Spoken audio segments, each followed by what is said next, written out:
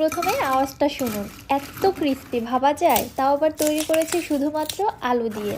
ইফতারে হাতে 10 মিনিট সময় থাকলে ঝটপট আপনারা এই স্ন্যাক্সটি তৈরি করে নিতে পারবেন। আসসালামু আলাইকুম everyone, welcome back to my channel. ইফতারে প্রতিদিন একই ধরনের ভাজাভুজি না খেয়ে এরকম সহজ আর মজাদার কিছু পেলে কিন্তু মন্দ হয় না। তাও আবার তৈরি করতে লাগবে মাত্র 3 থেকে 4টি উপকরণ। বিশ্বাস করুন, আপনারা যদি ইফতারে একবার এই রেসিপিটি বানান জাস্ট কাড়াকাড়ি লেগে যাবে। চলুন কথা না বাড়িয়ে সহজেই রেসিপিটি দেখে আসি।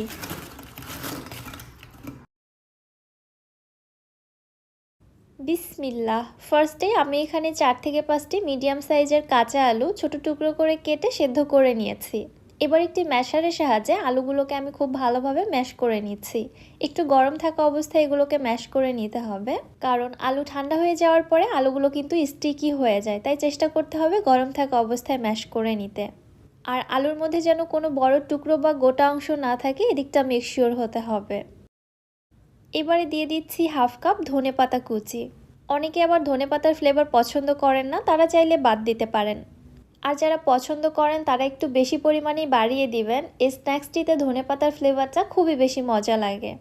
এবারে আমি এখানে একটি মজারেলা চিজ অর্ধেক পরিমাণে গ্রেট করে নিচ্ছি।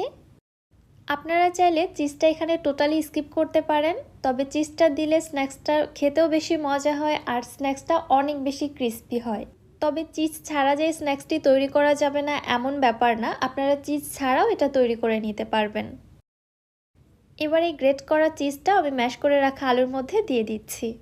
একটি স্প্যাচুলার সাহায্যে চিজ এবং ধনেপাতা কুচিটা আমি আলুর সঙ্গে খুব ভালোভাবে মিশিয়ে নিচ্ছি।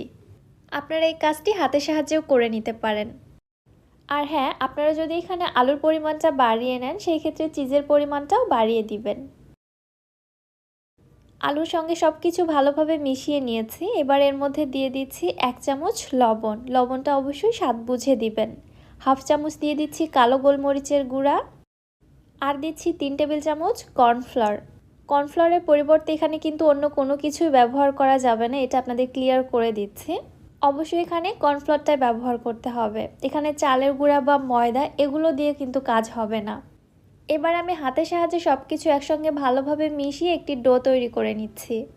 আর খেয়াল করেছেন হয়তো, আমি কিন্তু এখানে চা চামচের থেকে বড় চামচ দিয়ে 3 টেবিল চামচ কর্নফ্লাওয়ার দিয়েছি। কর্নফ্লাওয়ারের পরিমাণ কম হয়ে গেলে সেই ক্ষেত্রে এই নাস্তাগুলো তেলে ভাজার সময় কিন্তু খুলে যাবে।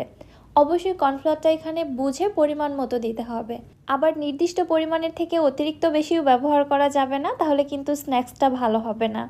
বোর্ডের উপর সামান্য কর্নফ্লাওয়ার ছিটিয়ে দিয়ে আমি ডোটিকে সমান 2 ভাগে ভাগ করে নিলাম। একটিকে এক সাইড